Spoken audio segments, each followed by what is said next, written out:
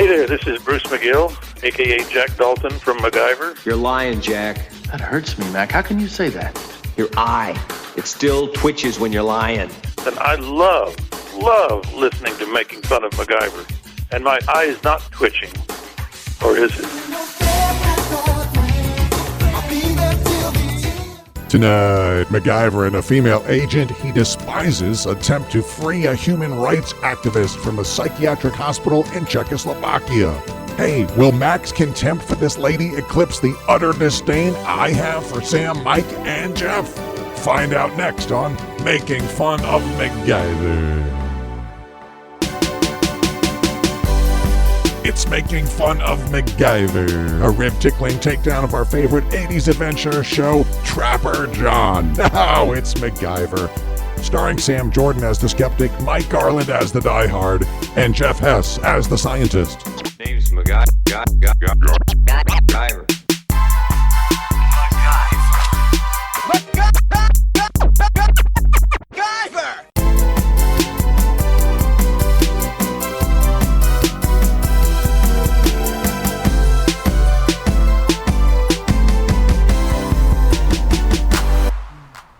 Welcome, everybody, to Making Fun of MacGyver, the show where we recap, review, and lovingly ridicule every episode of the original series.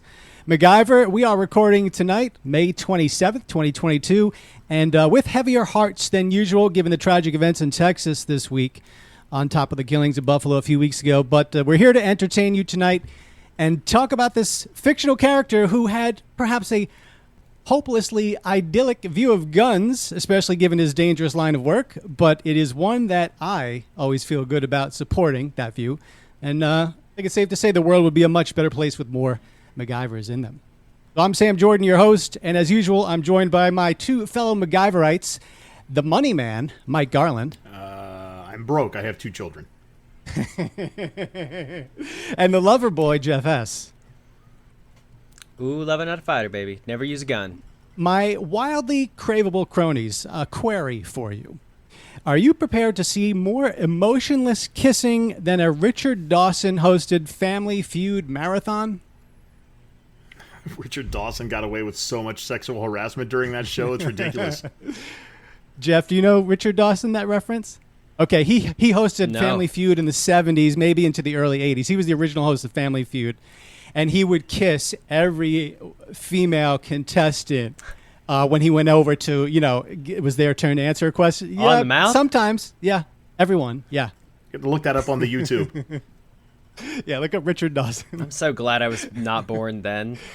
All right. Well, good. I think you guys are ready because we're moments away from Making Fun of MacGyver. It is our 56th episode.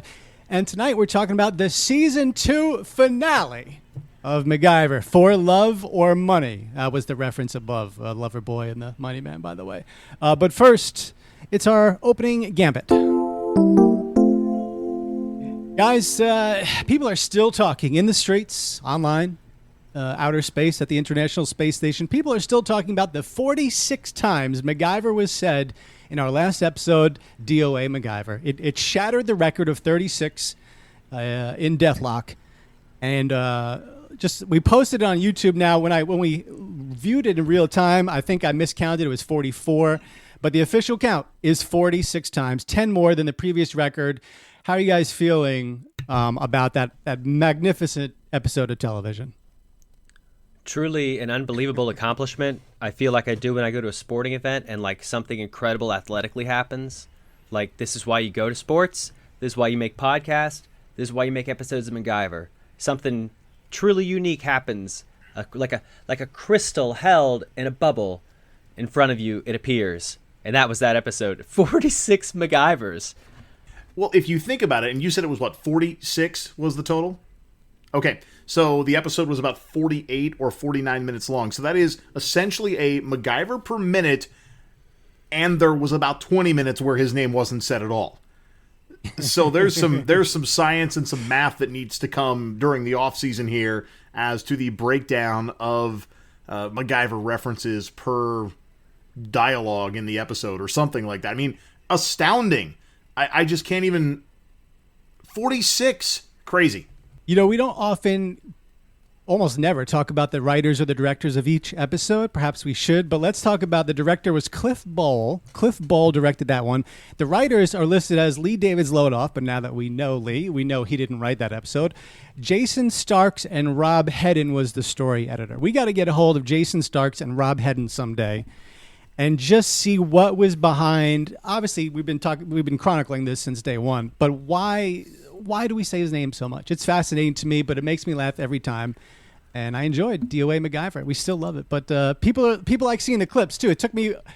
It is, when you watch all those clips, and yes, Jeff, to answer your question, I did have to change each number by hand. No, there's no automatic counting for that thing. Each time I'm writing in 43, 44, 45, and putting a bell sound effect on each one. I have a problem. I admit it. I've got an issue.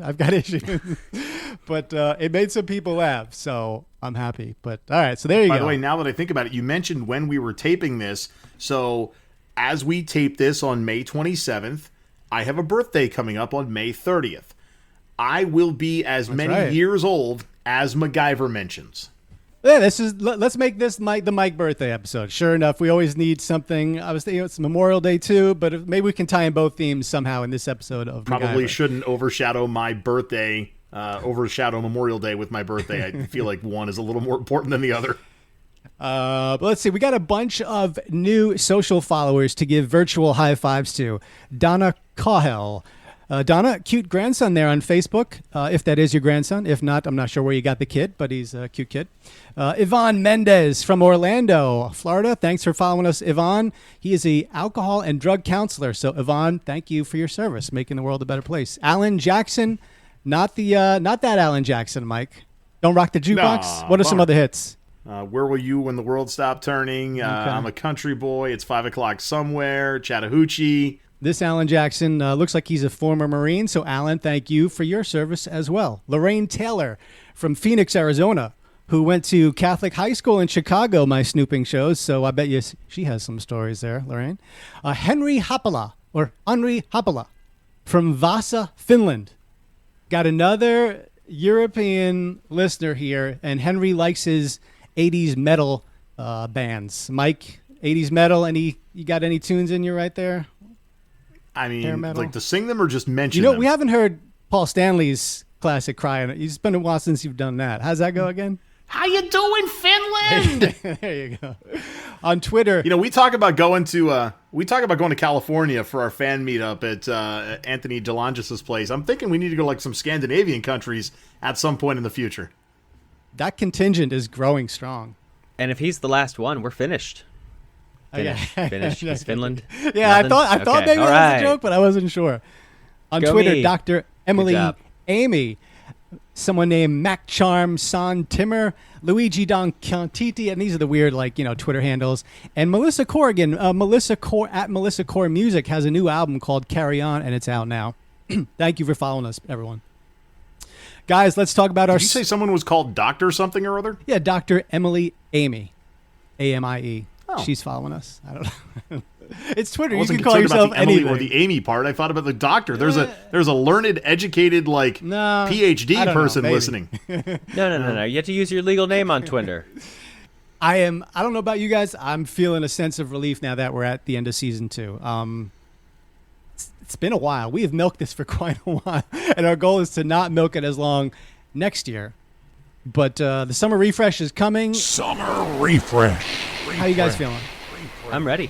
I'm looking forward to it. I've actually kind of written a skeleton to my particular episodes. I just need to actually review and kind of summarize the 3 individual episodes I'm going to watch, which include Richard Dean Anderson, Dana Elcar, and Bruce McGill. So I'll kind of summarize that, weave it into what I'm doing, and hopefully it'll be a fun little thing. Yeah, so Jeff's going to take an episode. Mike's going to take an episode. We're going to have the season 2 celebration, which will be later in the summer, if not, right at the end before we start season 3. And then some other we got a fan episode. So I want to get this out there. We put it on social media. But guys, if you're listening right now and you would like to chime in and have a say on this podcast, we're going to do a fans only episode coming up pretty soon in about a month. So please email makingfunofmacgyver@gmail.com. Send us a 5-minute or so or less or a little more MP3 of you talking about MacGyver. It can be your favorite MacGyver memories, your favorite episode, You can say some things about our show or not. Serious, funny, heartfelt, anything. Just talk MacGyver and send it to us. And we were going to put that in our fans-only episode coming up. But the actual next episode coming up is we are going to answer a question that every MacGyver fan has been asking for decades. Exactly what is the backstory of Luther from Season 2, Episode 5, Final Approach? People have been wondering. We're going to find out. So join us next time as we uncover Luther's controversial past, including a high-profile stint with an infamous New York City gang in the late 1970s. Yes, we are recapping, reviewing, and ridiculing The Warriors, that movie. Now, you'll recall Luther and the gang had a sweet spot for brownies, remember? And You keep baking them brownies, MacGyver. And strategic smudges while still looking cute. The scent of freshly baked chocolate confection floated through the wilderness air, not unlike the way this viewer mail theme does.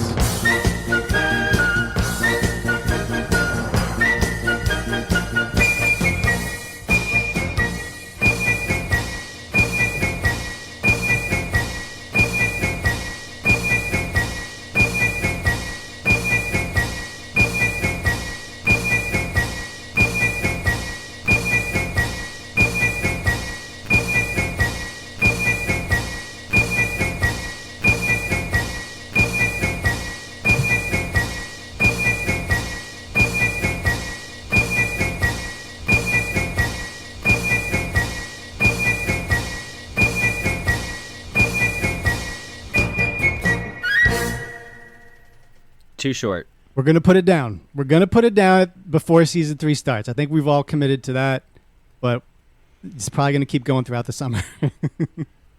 I just wanted I wanted to let the record show too short. When we put it down, it will be at a point where it wasn't long We might enough make yet. it a whole entire episode where we just destroy the viewer mail theme. I think that's not a bad idea. But right now, it grows by a second each week, and it's been growing since early on in Season 2, and right now it's around 50-something seconds of just that. So we apologize, but it's a running joke that we just can't let go of, but we will let go of it soon. So viewer mail is just a little follow-up on one of our newer listeners who last time we were talking about, what's the deal with this Matt Montgomery, this guy that just randomly texted Mike out of nowhere. So he's like a year and a half behind. He was a year and a half behind where we are now with the shows. But at one point, Mike gave his phone number, and we had one listener take up Mike, and he texted him, and while Mike was bowling with his family one night, and this guy, Matt Montgomery, just said, "Hey, is this Lentils Mike?" Because we did commercials for Lentils, hoping to get a big lentil sponsorship. Has not materialized yet, but it's Matt Montgomery. So I reached out to Matt because now he's a Patreon patron, so we thank him for that. Like, Matt, tell us about yourself. So here we go. So Matt is telling us about him. So he lives in Minneapolis, Minnesota, the home state of RDA and MacGyver. Occupation: engineering manager at a multinational science conglomerate. This guy's already out of our league on many levels. Education: Smart guy. PhD in organic chemistry. Second doctor, then. Second doctor in this episode. Sex: yes, please, he says. Isn't that? Hobbies: yeah. Classic. Hobbies: long walks on the beach, candlelit dinners, salvaging metal foil from gum wrappers, replacing fuses and medical equipment with paper clips, and backwoods baking with troubled youth. So we like the cut of this guy's jib. Podcast experience: Fun V podcast, Parkway podcast, City Slickers Minute, multiple guest appearances on other pods. Whoa, okay. Okay, so he's like a Yeah, semi-pro. sounds like There's a City Slickers podcast. Mike's like jotting it down. I'm leaving this show and going to go listen to that right now. So this guy has his PhD. He's an engineering manager. Plus, he's got lots of podcast experience. Show off. And MacGyver experience, he says, watched the original series growing up, cried when his first pocket knife wasn't a Swiss Army knife, and he carries a multi-tool to this day in case he needs to MacGyver his way out of any situation. He's 42 years old. He's a MacGyverite. So that's Matt Montgomery, one of our newest fans. Yeah, I mean, he's like exactly the target audience. You aren't trying to replace me, are you?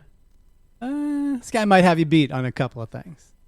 I mean, this guy's like an Uber scientist. He's got PhDs and stuff. He's got like all this. He's a multinational. I like the way he phrased conglomerate? that. Yeah. Oh, he just works for big science. Come on, like it's obvious you guys are bringing in a replacement. Replace the phrase Uber scientist with actual scientist. I am the ultimate scientist. It is known. Nah, you're pretty good at what you do. We like it. My research definitely lasts at least 30 minutes. So thank you, Matt. And hey, if you want to give us a call or an email, I already told you the email address, but the hotline is 904-419-3310. Leave a message and we'll play it back on the show anytime. And go to patreon.com/makingfunofmacgyver if you want to co-host the show with us sometime or just throw something in the tip jar. We'd love it. And we'll give you a plug each show for it. Guys, let me take you back right now to Monday, May 4th, 1987. The number one film of the country remains The Secret of My Success, starring Michael J. Fox and Helen Slater. We talked about it last time. And, this feature is returning. I'm excited to announce this. Guys, we had one of these last year, I think. It's a long-distance dedication. We've got a long-distance dedication tonight. So right now, before Mike sings, we are going to hand the reins of the show over to our sometimes announcer, Stacey Stacem. Sam, thank you very much.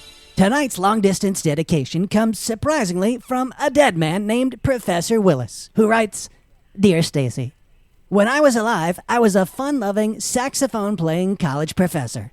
But then one night, I was shot in a nightclub parking lot.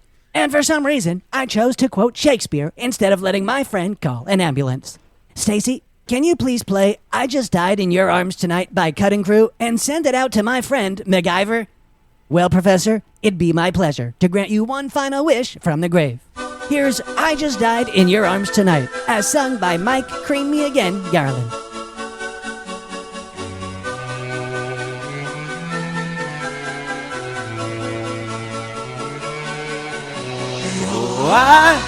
I just died in your arms tonight. And scene. Great job. There you go. Thank you. Oh, boy. Love when those choruses come early. Yeah. If the song was about sex, how did the woman feel? 'Twas not as deep as a well, nor wide as a cellar door, 'twill do. That is not Isn't a that the compliment quote? to a lady, ever. No, it's Get not. your neighbors. No. I got time for just one Shakespeare quote before I go. All right, so the scene is set. It's the season finale of season 2. What a fun season of MacGyver this has been. It's 8 o'clock. It's Monday night, episode 22 for Love or Money. And now it's time to hand over the reins of the show to Master MacGyver storyteller Mike Garland. Well, gentlemen, it's been a long and winding season 2, and I can't believe we're finally at the end. We open with an external shot of Czechoslovakia and see the title sequence. And ultimately we get to police escorting a man out of his apartment. And there's some screaming back and forth, pictures being taken. Who is this man? What has he done? But we continue as the man gets put into the police car by the men. And we cut back to the Phoenix Foundation. Pete is giving Mac pictures of who was just escorted out. Turns out to be a man named Anton and his wife Viera. And Pete explains that they were fighting for human rights until they were arrested by Soviet military intelligence.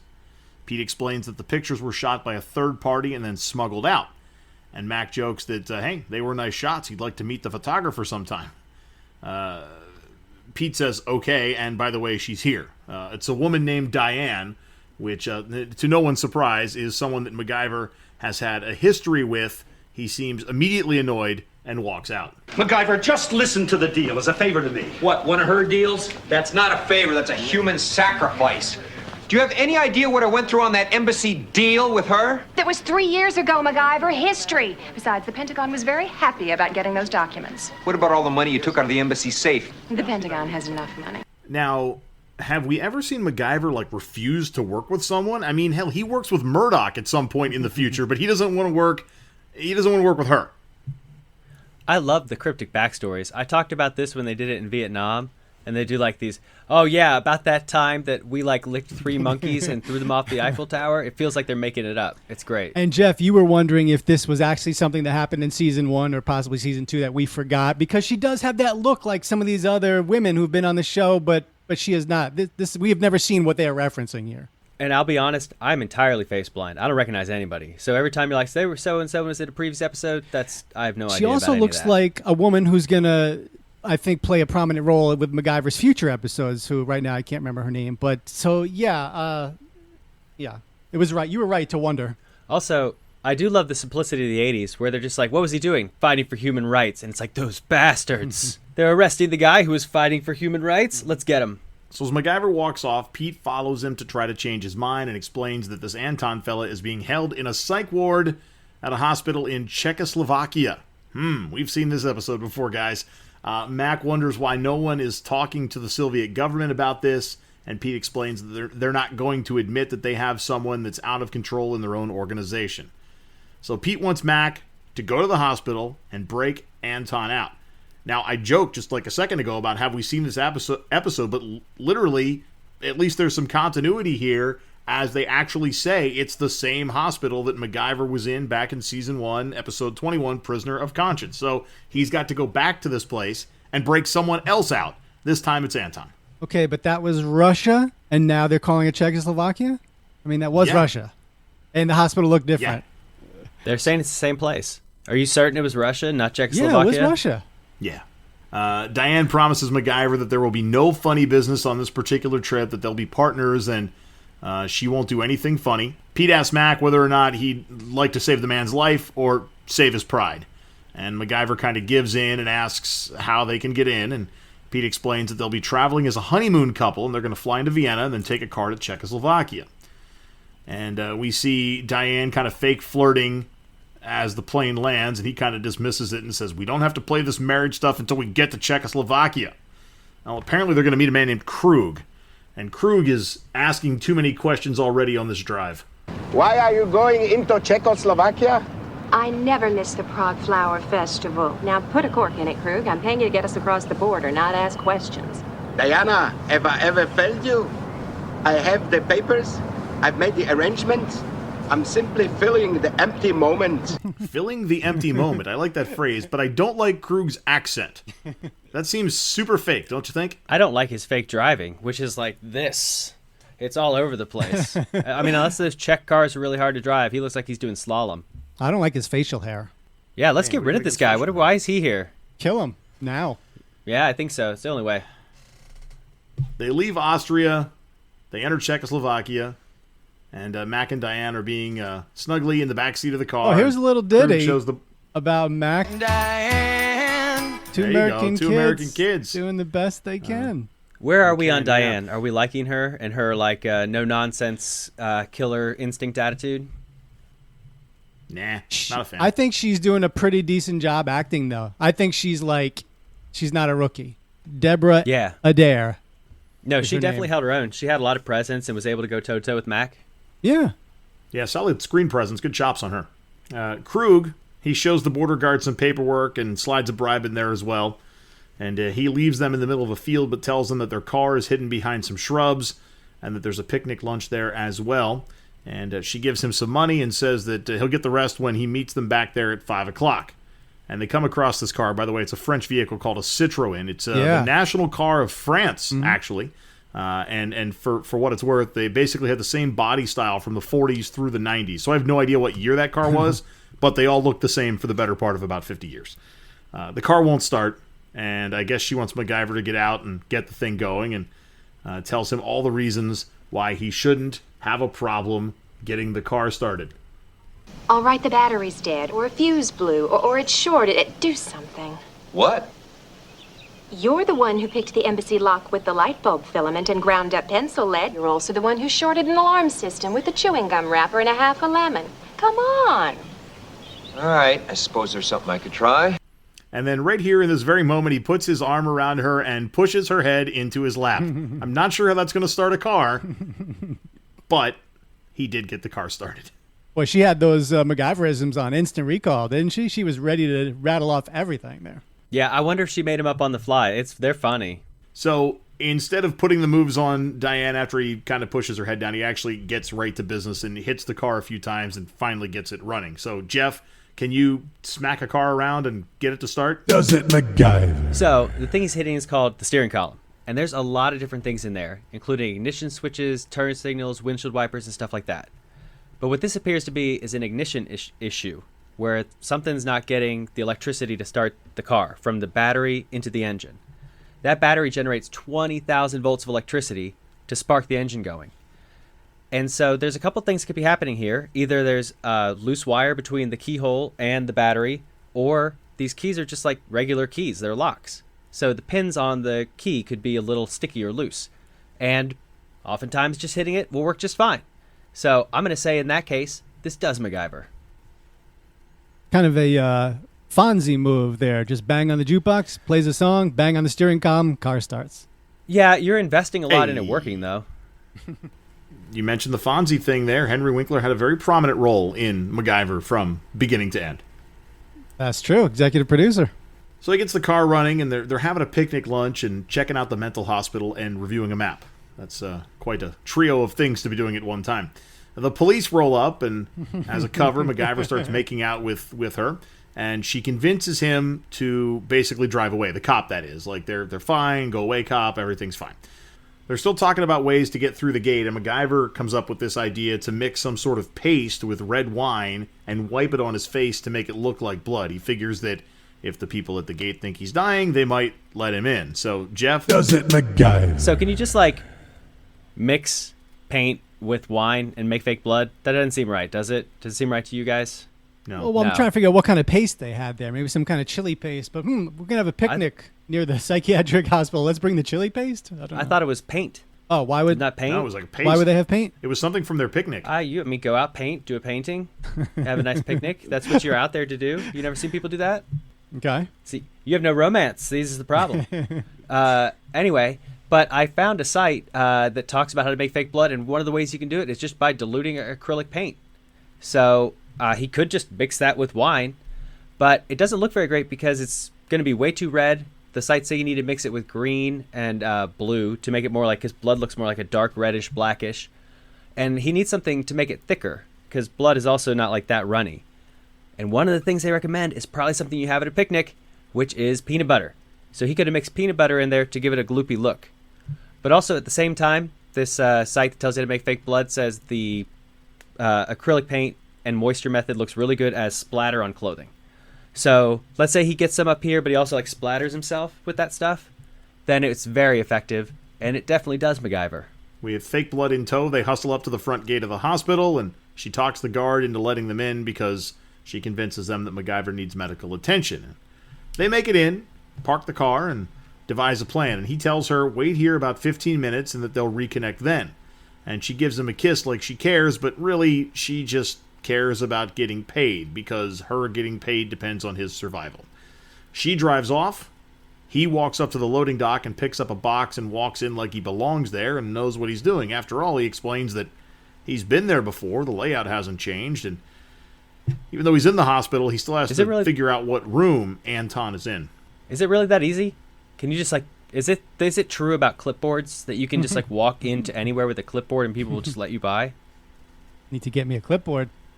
Yeah. I mean, have you ever seen people like do this? Or like carrying a box, like, oh, this guy's got a box, he must know where he's going. Like, what's the power of the box or the clipboard? Where would you go if you had the ideal clipboard? Oh, Area 51. Show me them aliens. Like, where would you go with the ultimate clipboard? Disney. Disney? What, you want to see the furries with their heads off? The weird, where they got human heads sticking out of like Goofy's body? It's really unsettling. Backstage Disney? I think that would be it. Like, I would want to go backstage, like go down into the underground. So even though MacGyver's made it into this hospital, he's still not exactly sure where to go and how to get to the room that Anton's in, and he decides he's going to use a food cart. So he pushes the cart down a hall past a bunch of other staffers and pulls off into some laboratory, figuring that the staff's going to be eating lunch for about 6 more minutes, like they'll eat before they feed the patients. And he finds something called carbon black. And he claims that it will create a cloud of dirty smoke if it's scattered in the air. He just needs a way to deliver it. And at the same time, he then finds a container of some sort and a surgical glove and gets out his knife, cuts a hole in the glove, and then pulls some duct tape from his pocket, tapes over the hole, and walks away. Now back outside, Diana, she's there climbing into what looks like a patient transport vehicle and looking for the keys, tries all the obvious spots that people hid keys in 80s TV shows and movies, and finds them under the floor mat. She's having starter issues and beats on the car in the same way that MacGyver did, and it starts right up. So we've already learned just a little bit ago that, sure, that MacGyver's, so good for her. She did it again. And we cut back to MacGyver, who's now explaining science to us as he's trying to come up with something with his carbon black. It's kind of interesting how you can put one thing with another and cook up the right formula for staying out of trouble. My old high school physics and chemistry classes come in real handy sometimes. Not to mention the fact that when you're in a squeeze, necessity always seems to come through as the true mother of invention. I needed a diversion. And a smoke bomb seemed like the right thing to use under the circumstances. Now, Jeff, I know you've got a dozen MacGyver on the smoke bomb in a bit, but we'll get to it when he actually implements it. I just want to talk about his setup. I love the setup. It's kind of amazing how you could put two things together and come up with the formula for getting out of trouble. Like, man, they are really putting in work to get that kind of metaphor in there. Metaphor for him combining these things together. Oh, yeah. And he's blowing up a surgical glove, is that right? Yes. That's pretty much how Howie Mandel became famous. Like, Howie Mandel as a stand-up comic, like, his first big thing, was it the surgical glove or was it a condom? I don't know, but he would blow that up and then put it on his head, and that was, like, his big thing.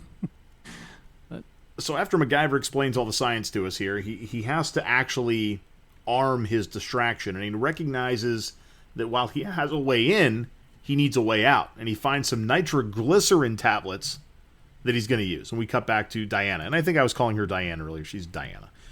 She drives away in this rescue vehicle, and in the meanwhile, Mac has made nitroglycerin paste by crushing up the nitro tablets and mixing it with alcohol.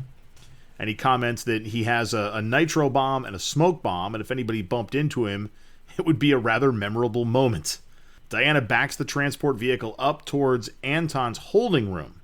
We're back in the lab again, and Mac is looking all scientific with his jacket and stethoscope and a cart full of medical supplies, and the music intensifies as he walks down the hall, stops and puts the food tray on the serving rack, and he casually stops at the counter and starts looking at a medical chart. The food cart being taken away, which includes MacGyver's bomb. Now we're back at the security gate again, and there's two police officers who arrested Anton in the first place. They're showing up here. And in the hallway, the nurses that are there, they're trying to serve food. They open up, and all the smoke comes out, and like the smoke bomb has been activated. And immediately, they try to evacuate the hallway and whatnot. So as they're trying to get everybody out, Mac then runs in, snips the key off the waist of the guard, and now he's in Anton's room, wakes him up, and says that they're getting him out. And he covers up the room door, and the window area, gets out his nitro bomb, hangs it from the metal bars in the room, and blows out the window. So they bust out, and they jump out, and of course they're being shot at, but no one gets hit this time around. They hop in a van, they roll out, and of course the officers, like I said, they got to get a couple of shots off because everybody always fired at the getaway car.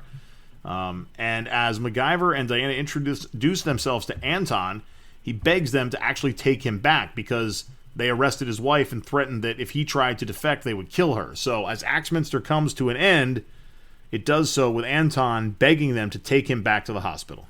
I think that might have been the longest Axminster one ever. I know we've had a couple of long ones that you've bookmarked before, but I believe this was 25 minutes. There's no way that was one act. Yeah. Yep. It was 25 minutes before they took their first commercial break. So much happens.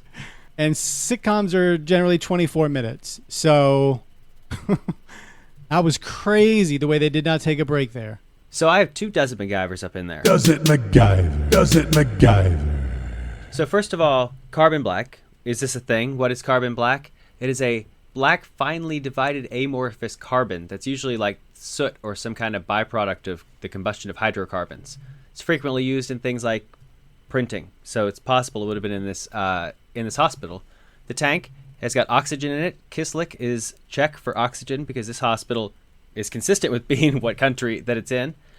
And when you put that powder under pressure, it does turn into a cloud, sometimes called lamp, furnace, or thermal black, which I would point out the Wisconsin Department of Health says does contribute to conditions such as bronchitis and eventually a condition called obstructive pulmonary disease. So I just want to point out, this works. But Mac, He's taking a real big risk here of giving one of these poor, innocent Czech doctors and nurses obstructive pulmonary disease with his trap, Mac. Well, at least they could treat it right there at the source. The doctors are going to know. Yeah, what do these Czech doctors know? Would you trust a Czech doctor? I wouldn't. Especially Czech doctors who were Russian doctors a year ago. I know. They don't even know where they're at. Any questions about that one? That one does work. Okay. No? No. Okay. So the other one is the nitro tablets and stuff. So I started looking up how much nitrogen's in each one of these tablets, and then it occurred to me I should look up what mixing nitrogen with alcohol does. And unfortunately for MacGyver, what I found out from a government website, NOAA, the National Oceanic and Atmospheric Administration, you can mix nitroglycerin and alcohol, and it does make something that's very volatile, so that when it's jostled or heated, it combusts. It does not explode, though. That's the problem. When you mix them, it says it's highly flammable. It'll ignite with heat, flames, or sparks. Creates an invisible flame. And so it doesn't explode at all. So he could make this thing. It would do what he wants it to do when he throws it, but it's not going to blow the window out. Yeah. It's just going to make an invisible chemical flame. Its vapor explosion is a hazard indoors, all kinds of places. Not great stuff, but does not work because it won't blow the window out. It'll just set it on fire. It did seem a little dramatic how perfectly it popped it out. Well, it's also, he's done this nitroglycerin tablet thing 4 times. What was the thing with people in these pills in the 80s? They have were people taking explosion pills? What is the deal? They were for your heart. Shot through it. Yeah, you're to blame. The 80s, man. All right, we ready for Axminster 2? Yeah. So Diana and Anton, they're standing in a forest, and he's wondering when MacGyver's going to come back so that they can sneak back in. Diana hears a sound and pushes him off to the side, and it's Mac rolling up in this 30s or 40s era farm truck. And Diana wants to know what he did with the ambulance, and then she kind of seems mad at him because he actually has the truck. What did you do with the ambulance? Ran it off the road. Is this the best you could do?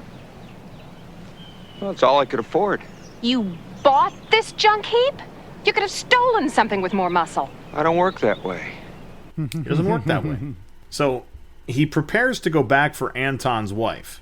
Diana's, again, still mad at him because he's MacGyver, apparently. And he wonders if she's ever loved someone so much to make such a sacrifice like Anton is doing. And she says, no, not in my right mind, I haven't. She just wants to get Anton so she can get her $500,000. And she asks, hold on, what was the Anton question? If what was the question she asked him? Have you ever... MacGyver said, have you ever loved someone so much to make such a sacrifice? Like how Anton is willing to go back to the prison because of his wife. Mike, have you ever loved someone that much? I mean, probably not, which may explain why I'm twice divorced. Jeff, have you ever loved someone that much? I donated a kidney to somebody, and I would definitely walk through hot fire to save my son or my wife. Okay. Jeff's a better person. I mean, I can imagine it. If you came for that little boy, my health and safety doesn't matter, you know? Diana's asking Anton if he knows exactly where his wife is, and he says yes, and they're still kind of all hiding in the woods, and they do see his wife being taken out of a building and put into the back of a car, and they're confident that they're now going to interrogate her versus maybe just asking her some questions before Anton escaped. And Mac wonders if he knows where they're taking his wife, and he says yes, so they hatch a plan which would see the GRU, or bad guys here, ultimately rescue them. So this old farm truck that he bought is now flipped over in the middle of the road with Diana laying face down on the road. And as one of the guys approaches, she rolls over and gets the drop on him. And as the other guy hops out of the car, Mac sneaks in from behind and covers his face with duct tape. And he knocks him down, and he's out of the picture as well. And Anton's wife hops out of the car, runs over, big hug, everybody's happy, blah, blah, blah. And Mac is duct taping the bad guys. Diana, shocked, but probably not as well, because she knew what was going to be happening here. All right, this ought to keep you out of trouble for a while. Duct tape. Never leave home without it. Who are you? Like everybody else, part of humanity. Humanity is an illegal organization. If you do not release me at once, my superiors are... Oh, the huge manatees. Okay, so huge MacGyver lore bit right here. Found out where he keeps the duct tape. Did you catch it? No. He folds the roll. Well, yeah, That's we the saw trick. him do that. We saw him do that. Oh. never mind. In the Partners episode with Murdoch. I was complaining earlier this season about he pulls his duct tape from his butt. Like, where does this come from? That was the episode you complained, yeah. Yeah, well, folded roll. With the Russian bad guys compromised, they hop back into their car and drive off. And the car, I mean, is the Russian bad guys' car. But not before MacGyver runs off and grabs some baling wire from a bale of hay from the overturned truck that he bought, that he flipped, and then he just left abandoned in the middle of the road. That's not my style. I don't steal vehicles. He bought this one? He bought it somehow? He paid for it. He bought the truck. Yeah. And then they stole the car from the Russian guys. I guess it depends on who he's stealing the car from as to whether it's okay or not. But before they can fully escape, they come across a roadblock, and it's their taxi driver from earlier, and he asks a couple of casual questions, and then whistles as some military men pop out from the woods, and the taxi guy says he's selling her off, and that is his business. And that's the end of a quick Axminster 2. If you just ask for a light beer, give me a light. you never know what you'll get. Bud Light! Nice shot. Heads up! So if you want the less filling light beer with the first name and taste, ask for Bud Light. Because everything else is just a light. That's weird. Michael Winslow of Police Academy fame getting his 15 minutes further extended in a Bud Light commercial. Booze commercials are always so weird because they can't tell you what the product really does, but everyone also really wants it, and they're unnecessary advertisements. Yeah, the voice guy, the sound effects guy from Police Academy there shooting at a video game, arcade cabinet there and shooting fake spaceships. And, of course, this is where I once again say I opened up from 10 years ago at a weekend of shows at the Comedy Zone in Jacksonville. Nice guy. Are we ready for Axminster 3, gentlemen? Let's do it. So it opens with a MacGyverism in progress. That baling wire that he took has been woven into the ignition wires. And the idea here is that when the bad guys come to open the car, they're going to get electrocuted. And remember, he grabbed that baling wire from the truck, and because the taxi driver, Krug, turned on them, they're in a little peril here. So as they walk up, the MacGyverism is put in place.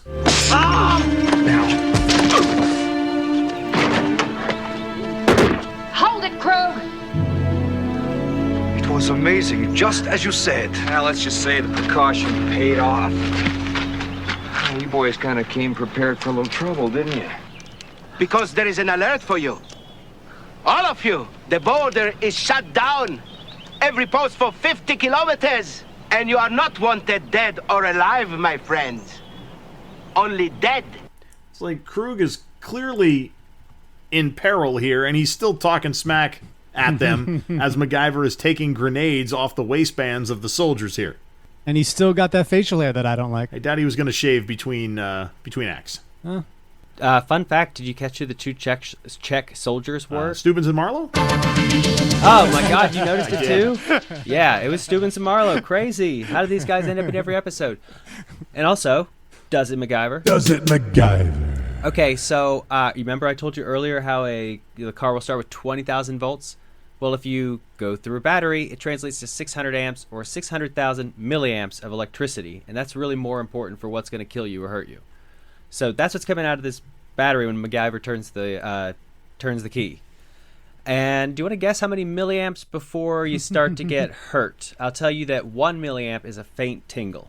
Well, just because it'll be fun to say, I'll say 1,000,000 milliamps. 1,000,000 milliamps before you're in trouble. Yeah. Okay, Mike, you got a guess?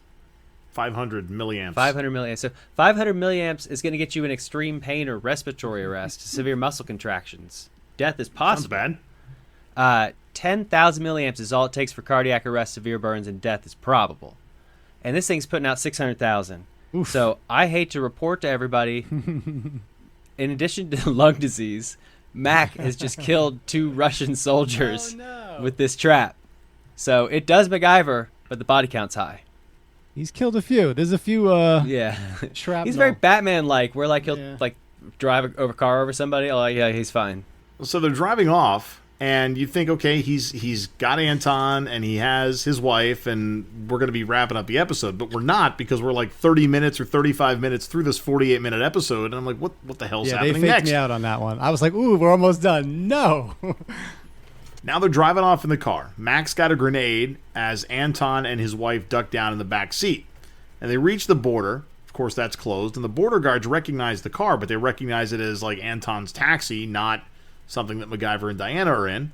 So as she pulls up to the border gate, they wonder where Anton is, and Mac jokes that he's all tied up, but he wanted them to have a special gift, and he tosses a grenade out, pulls the pin, and they gun the car, and they're off. And one of the guys catches it, but ultimately it's just kind of a fizzle. MacGyver had pulled out the whatever was going to make it kaboom, and so they bust through the gates, and they're off to the Austrian border, and they get through, and the next thing we see, a plane landing in Los Angeles. And this is exactly what Lee David Zlotoff had mentioned when they originally wanted Mac to be like a Jack Bauer, 24-hour real-time kind of guy, because you can't suspend that disbelief of 1 minute you're in Austria, and then a minute later you see a plane land, and now you can just be in Los Angeles. Or Czechoslovakia, or Russia, depending on... Yeah, wherever. So we're now at Mac's apartment. Pete and Diana are there, and Mac and Anton, and they're hugging it out, and she's admiring Mac's apartment, and Mac says that they'll work to find them a new home soon, but they can just stay there. And Diana even encourages them to have a second honeymoon in Mac's apartment. So, like, she's volunteering up his couch, his bed, his whatever to Anton and his wife. Maybe they could order out for cheeseburgers. I wonder if Mac will shave this guy's cubes. I hope not. By the way, courtesy IMDb in the goof section, the Czechoslovakia-Austria border checkpoint looks suspiciously like Malibu Canyon, according to IMDb. Suspiciously, though not confirmed. I love they give him the benefit of the doubt. It's possible it could be like identical in Czechoslovakia. I mean, you don't know. Maybe. So Anton and his wife, they're having some relationship conversations, and ultimately they realize that they have a chance to have a new life together. And so Diana's going to take Anton's wife out shopping, and Pete's going to take Anton to get some paperwork taken care of, and they'll all get back together soon. Pete and Mac, they're talking about the money that both he and Diana are going to be getting. Diana, are going to be getting, and he's confident that she's going to probably double-check that total to make sure it's all there, because that's the kind of person she is. Mac seems less concerned. He just wants to buy more duct tape, because he's almost out. Anton comes in the room, thanks MacGyver and Pete, says everything went really, really smooth, and he's very gracious for everything they've done for him. Well, you all set? It was wonderful. So quick. And your lawyer says we can stay in USA without problems. I am lucky, beyond luck. But not to forget my friends, my people back home, to help them. You realize you can be heard just about anywhere in the world from here? And perhaps move the world. Only a little. That is why we call our group Humanity. No guns. Only people. And some dangerous ideas. So they get back to MacGyver's apartment, and they realize the door has been busted open, and Diana's down, and Anton's wife is gone. Anton's confident that Gru did it, and I don't mean Gru from Guardians of the Galaxy? Despicable Me. Oh, yeah. That was Groot. Wasn't that his name? Yeah, Gru. Right. Yeah. Phone rings, and it's the other guy, Zorkin, I guess, is one of the Russian bad fellows there.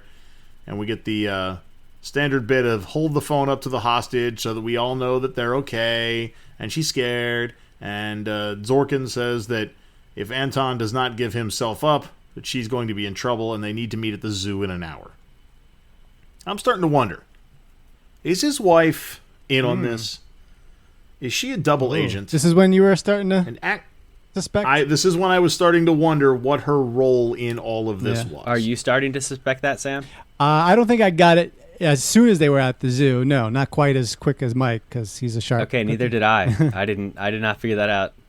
So Axminster 3 ends with Anton recognizing that he probably should have some company at the zoo, but he knows at the same time that he probably should not. So he's off to save his wife again as Axminster 4 starts. He's at the zoo. He's checking out the elephants. Literally, elephant in the room. Sam. I got to stop. And because probably my favorite show all time is Three's Company, I'm seeing this zoo and I'm like, wait a second. That really looks like the opening of Three's Company, like seasons probably 4 through 7. Mr. Furley, Jack, they're all walking around there, and that looks exact. So it's filmed at the Los Angeles Zoo. This is where this MacGyver episode was filmed. I got to think that Three's Company was filmed at the same spot. Those low fences, elephants right on the side. Mr. Furley. There's even a guy in the background who I swear is dressed. This is what, 1987? I swear he's dressed almost like Mr. Furley with like over-the-top plaid sweater vest and like slacks. It just looked real. I got total Three's Company's vibe right here. So as I mentioned, see the elephant in the room, we cut to MacGyver and Pete and Diana, and Pete walks away. He said he needs to check on some backup, and he leaves Mac and Diana behind to keep an eye on Anton.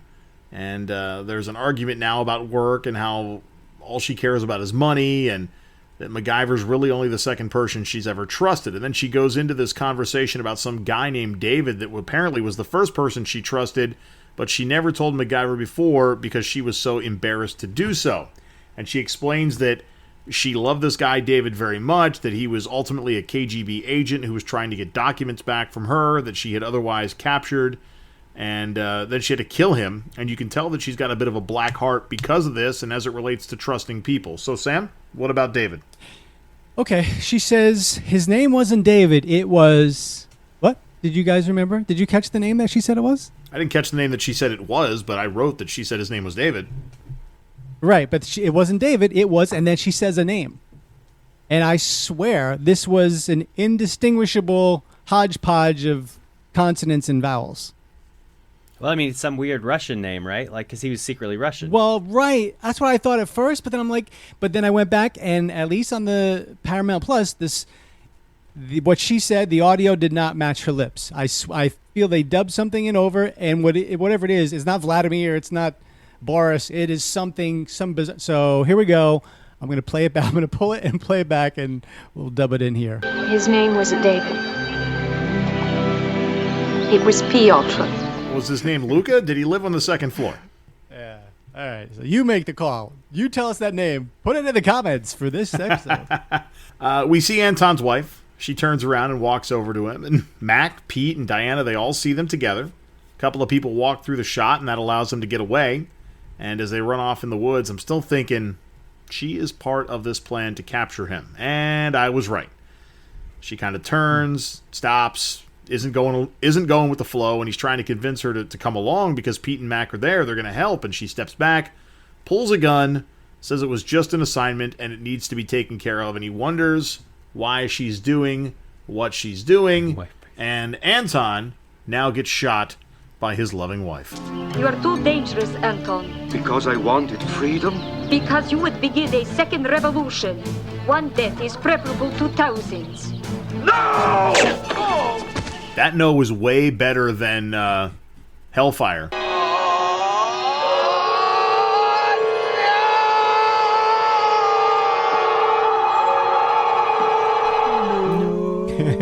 Right there in the zoo. I got the perfect plan. We'll kill him in public in the zoo. Okay, No I one will guess that's a good notice plan. And she was, I think, about Harrison Ford in the fourth Indiana Jones movies when he tells was it Cate Blanchett, you're really, judging by the way you're rolling those W's, I'm going to guess Eastern Europe or something like that. She was really going hard on the English-Russian accent there. So he lunges at her, as we heard, and you'll see in the episode, and she shoots him and screams before she shoots, and that gets MacGyver's attention, and he's down, but we find that he was wearing a bulletproof vest and gets up. She's on the run, and Mac and Pete are giving chase. And this is an interesting foot race. You think you've got, Pete in his 50s, Mac, the younger of the two, and the wife, who is who is winning this foot race? Anton is talking to Diana and coming to the reality that I guess his wife really wasn't his wife, that she was a member of the GRU, and the GRU crew is on the run. And they go past a couple of boys at the zoo spinning some whip toys, and I'm thinking, okay, those things are going to come in handy later on. Yeah, that was pretty obvious the way they were showcasing. I guess those had to be the plastic. You could pull them out, put them back, but then you could whip them and they'd make noise. Some early fidget toys, I guess. And they go running under a bridge, and MacGyver dives off the bridge and tackles one of the guys down, knocks him out. Diana, of course, tackles Anton's wife, because you can't have Mac tackling Anton's wife. You got to have that female-on-female violence in this particular episode. There's another agent on the bridge, and he draws a gun on MacGyver, but Pete's behind him, and the guy doesn't believe that Pete's actually there. And Mac's like, "Hey, behind you," and like, "No." Meanwhile, so that's taken care of. Meanwhile, the guy MacGyver was fighting pulls a knife, and Mac picks up one of those fidget toys from the kids and using it like a little limp noodle sword. And he turns around, and he's going to try to use like the open end of it to capture the knife, which he does as the guy lunges forward, and a left-handed punch knocks him out, and that is how Axminster 4 comes to an end. Crazy, right? The guy was taken down by a limp noodle. There's a lot of selections of this episode, but that's my most make fun of moment. That's hilarious. He traps the knife in the tube. He picks that tube up. I'm like, no way is he trapped the knife in that tube. Oh, yes, he does. Dagger Trapper tube. This isn't new from Hasbro. This isn't taking a knife to a gunfight. This is taking a toy noodle to a knife fight. That's what you get for underestimating MacGyver's tube. So Axminster 5 starts back at MacGyver's apartment, and Diana's showing off her half of the money, and she's wondering what happened to MacGyver's, and he explained that, well, the Phoenix Foundation covers all of his expenses, so anything extra is just that, extra. Anton comes back, and he's excited that he gets to work with other refugees now, and he says that someone donated the exact amount of money that he needed to the cause, which conveniently was the exact amount of money that MacGyver had. Obviously, it was him. He doesn't know that, though, and she reaches into her suitcase, gives him $20,000 of her own money. My faith returns again, because I know there are good people still in this world. Yeah, well, say hello to another hopeless do-gooder. I'll contribute. $200,000? Not that hopeless. Here's $20,000. Diana. Please, just take it before I realize what I'm doing. Thank you. You're very generous. That's something no one's ever said to me before. Feels pretty good, doesn't it?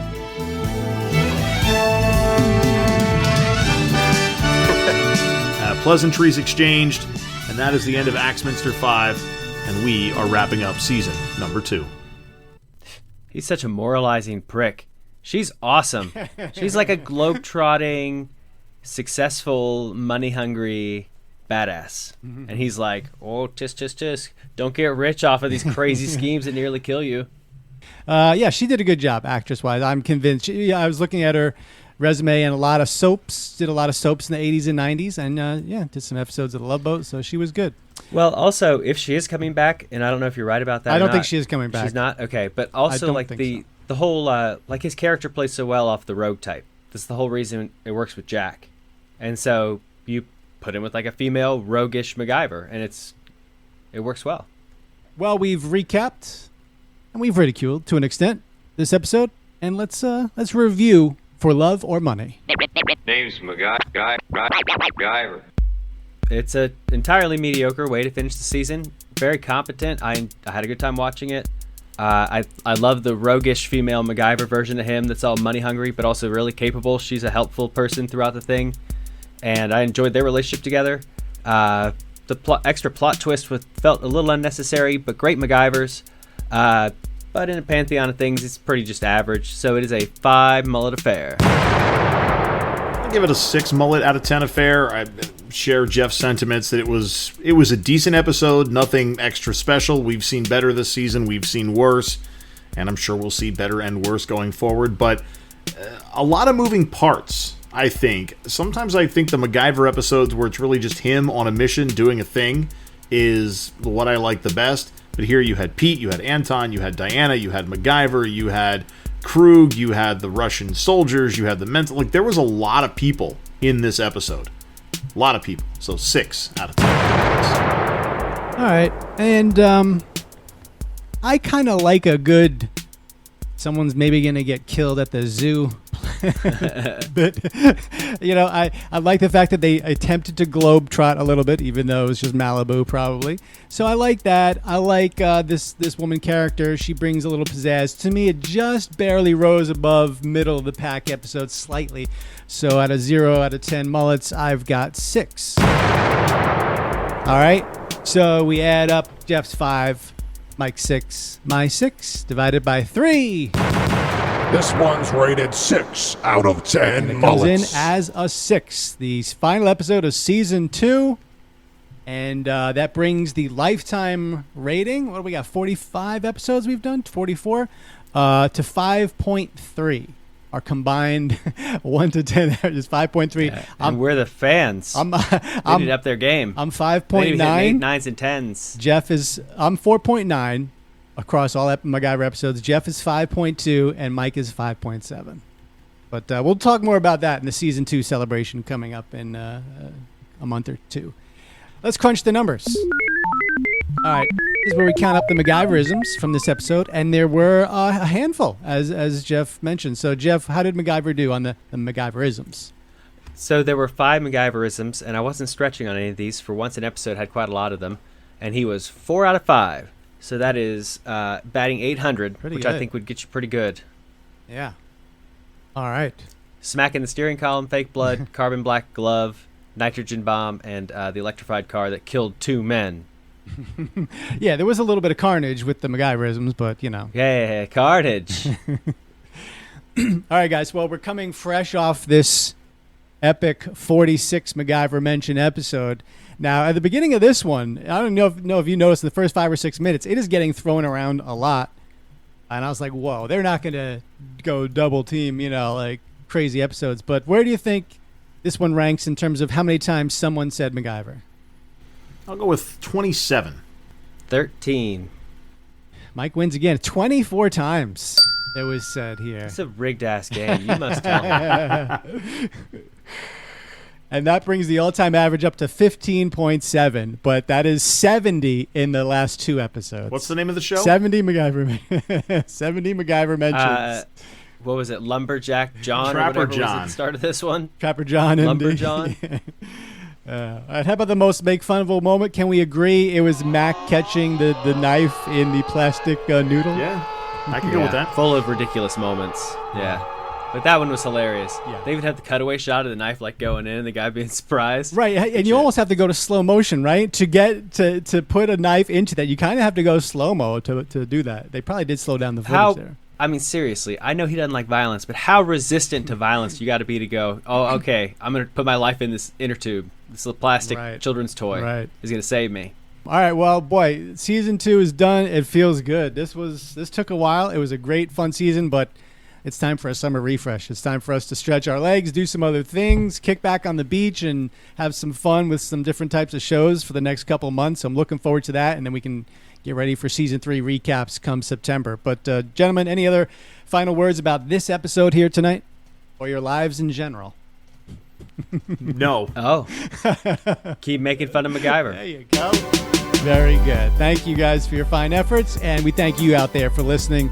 And a gracious hat tip to our Patreon patrons. That's Mia in Canberra, Australia, who reminds us about the importance of being an organ donor and checking in on friends and family to make sure they're okay. Thanks to Bo in Fort Myers, Florida, who reminds us that making people smile has a real-world impact. Claire in New Jersey says, hey, why can MacGyver defuse bombs with paper clips, but he can't keep a girlfriend alive longer than 2 episodes? Go to deadfictionalgirlfriendsreport.com for the answer to that and more. Caesar, thank you. Caesar, we still don't know where you're at. From Parts Unknown, he reminds us about the power of MacGyver, cuts through language and age barriers as he grew up watching Mac in Spanish with his grandmother. Christian in Norway lets us know he's a big fan of Stabæk football and Aas beer.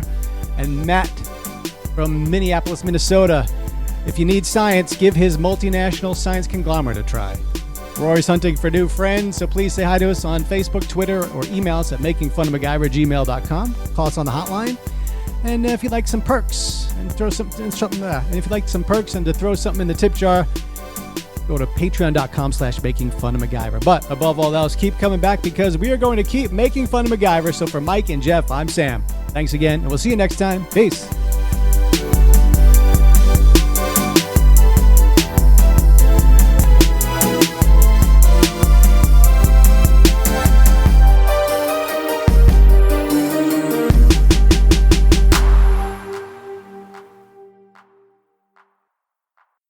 I'm simply filling the empty moment.